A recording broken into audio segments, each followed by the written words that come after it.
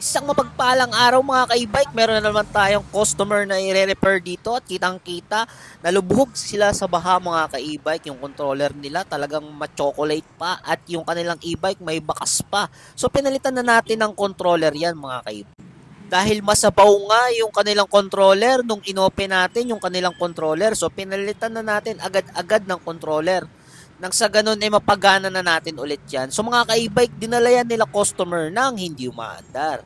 At aalis sila mga ka-e-bike nang umaandar na yung kanilang e-bike. So yan, minekos-mekos na natin at check na yung battery kung okay pa. So okay pa naman yung battery nila. So ang nangyari lang kasi is yung controller talagang bumigay na mga ka-e-bike.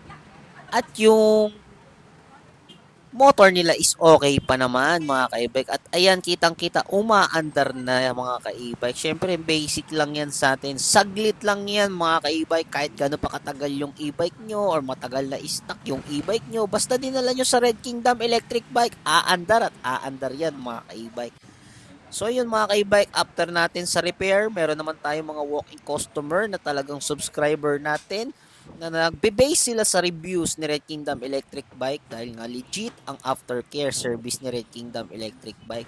Hindi mekos-mekos lang yan mga ka-e-bike, talagang totoo, legit talaga ang balita mga ka-e-bike na pagdating sa after sale service, hindi kayo mapapabayaan sa Red Kingdom Electric Bike.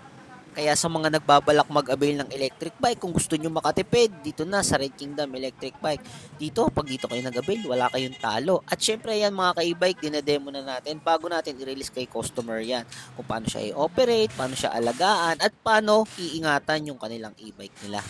So yan mga ka-e-bike, meron din tayong dinedemo dyan, paano siya i-charge, paano din gamitin yung timer.